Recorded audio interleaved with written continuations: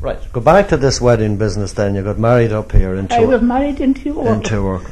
On the 18th of August, I think, in 1930. During the 30s anyway, wasn't it? It was 34. 34. Because Dee Dee was born on 35. And was that a big do? Were there many at it?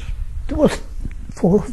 There was the bride, me, and the man, and the groomsman did the car, and there was only four of us at the wedding. So we went up to Dublin and into Neary's hotel and got our dinner. Spent our day in Dublin and come home that night and into the cabin, and there we sat down, and there the cabin's out, the apron out, it wasn't out in Longton because it don't be out. Right. Did you not feel when you were up at the altar, you know, that to an extent that here I am, I did the wrong thing, my parents are not here, should I have done? I did, I felt for them. A bit guilty? I didn't feel guilty, sure. They wouldn't let me marry anyone, they wouldn't let me, I could have been married to other people and they stopped it. Well... You were only going to marry the one anyway? Well, I couldn't marry two. No.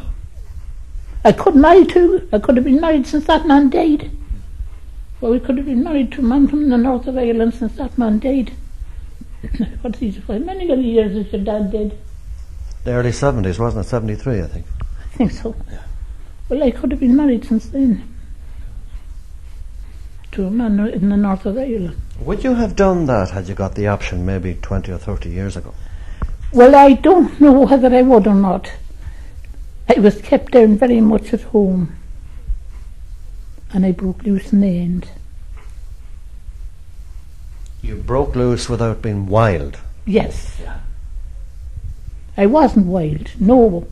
I never spent, no, I couldn't say that I was wild, because there was no, well, I'd go to dances, definitely, and pick up a fella to dance and have a damn good night with him, and he could go his way.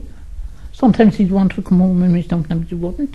I mind Northern Shore opening in Barber, and a sister of the old man's was up there, she was a widow woman, and she said to me, now an ass and trap to bring me to Barber to the opening of this hall. So I knew if I come back with the ass and trap home that I wouldn't get back to the dance. So I went into a shop and I bought a quarter stone of oats, and I brought the trap and the pony and trap out to where the hall was and got a shed for the pony, the ass, and fed him and left him safe and sound, and went in and danced me till the morning. And come home and got a fella, and he was from Kingscourt. I forget his name now, but he come up sitting in the trap with me until he came to the Tierworker, and you know he'd have to break off a Tierworker to go to Kingscourt.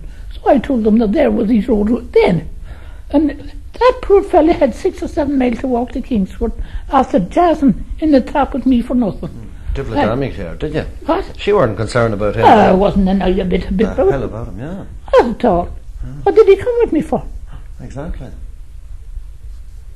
Exactly. And that's the truth. You're an amazing lady, I'd have to say. I had a good life. Although I never went away travelling anything. I was in America for a month with the son, but I never rambled or gambled or went wild places or anything. I loved dancing, and I danced myself when I got through. But I was 14 years of age before I got going to a dance, and my mother came with me. Oh. And if you don't mind, it was a pair of nail boots I had on me. And that day I had these nail boots washed and drying at the fire that I could polish them well, and wore a pair of clogs up through the yard. And that all happened. And I went and had my boots nice and polished, and I went to a dance, and it was the first dance ever I was at, and my mother came with me to keep the child warm. To keep an eye on it. Yeah. So some fella come and asked my mother to dance, and says my mother, take this young one with you. And I never danced in my life. Says I never danced, nor I don't know anything. Oh, he says, I'll learn you, and so he did. So I was fond of dancing. I loved night dancing. Are there any names that come to your head now, people back around Rockcurry that you would know of, or have any? There is a Mrs. Drum. She was the blacksmith's wife, and she'd go to Loch Derrick on holiday, like on the, well, it's what is it? It's the holy place, and she'd get me, and I was only a child, and she'd cows, and the blacksmith had been rock at in the village, and this was out just beside our house, and she'd get me to look after her hens if I was at school, to look after her hens and feed her calves and tie in her cows and gather her eggs. And I remember everyone had awful eggs, that was their main support. And I'd get a big bucket of eggs and I'd put them into the corner of the manger and cover them with hay. And the woman, I never was in the kitchen. She never left the key of the house with me. I was only a child. And there was another woman beside her, and she was a big woman. I always had to do the shopping for her every Saturday, and me only a child. You've been blessed with a great memory. I have. I have everything, only I haven't perfect sight now. The sight's getting dim. Should have grown old. I can't see everything, but I can hear a lot. I have ears. I can hear the grass growing. Oh yes. Right. Now we'll just talk for another minute about when you got married and how long you were married and the bit of a turnover that you made, and obviously there was a bit of adjusting to be done there. I thought it awful when I went to the chapel. Yeah. I thought it awful strange, because when you go to a Protestant church, while the ceremony had been going on, you'd hear a pin dropping. But in the Catholic church, up on the gallery where Dickie brought me, they'd be pinning others' tails with pins to one to another. I thought they were mad. I thought it wasn't right to go to it. But sure, I got used to it. I went on for a few years and there come a mission to it. So the two men that was at the mission, I went in late one day up, sure, I had youngsters and everything else at home, and I was so late. So these men devoured you, did they? They didn't devour me, but they brought me and left me into a seat. And while you were coming to the chapel, that seat is to be yours. Yeah. And so it was. I had that one seat. No matter who was in it, there was a seat left for me in it. Was this up near the front? Up near the front, within two seats. There was a seat in front of us, just. Oh yes. And I get that honour that I had that seat in the chapel, and if I went down tomorrow morning, I'd go back to my seat. I'd know where to get it. You would? I would. And that chapel has been renovated 2 or 3 times since I was married now.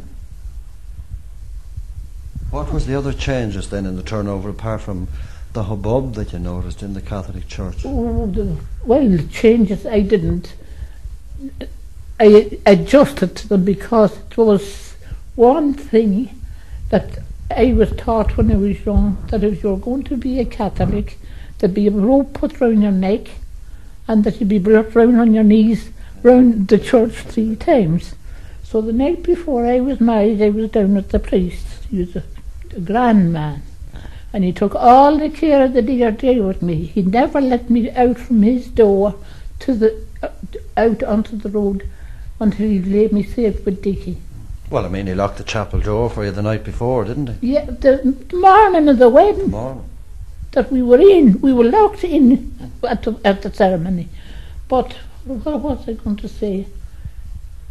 Well, we were talking about the changes and the adjustment. Yes, the changes and the adjustment. Well, I thought it awful in the beginning, with all the noise and all the carry-on and beyond going on in the chapel. Besides what to be in Protestant churches, there wouldn't be a sound. But otherwise, I got in on it and just went my way and drew me pay and smoked my pipe alone. And could I ask you, are you a holy person, or perhaps a religious person might be a better word? Well, I'm a Catholic, and everyone said that when Dickie died I'd turn and go back. But I didn't turn, or I wouldn't turn, or I won't turn. My grave is above beside him in an altar. There's things in the Catholic Church that, well, I'll not say I don't approve of them, but I find them different from the others.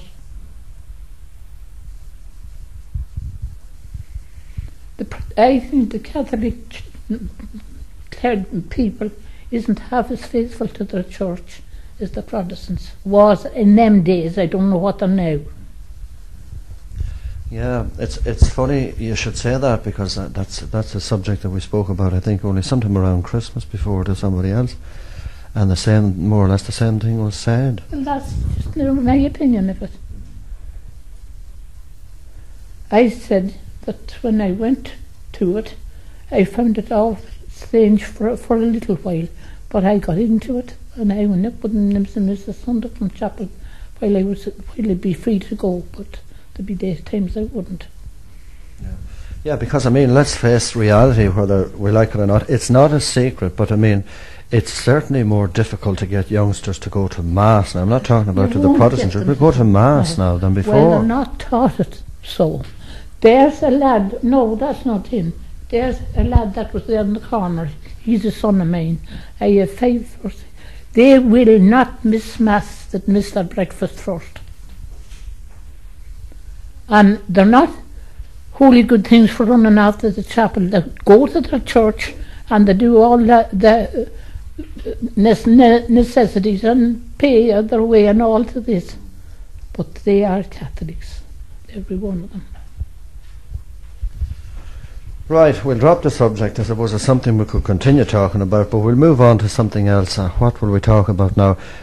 You obviously didn't really work outside the land. In other words, did you work in any business places? Never. I worked on the land from the day I was born to this day.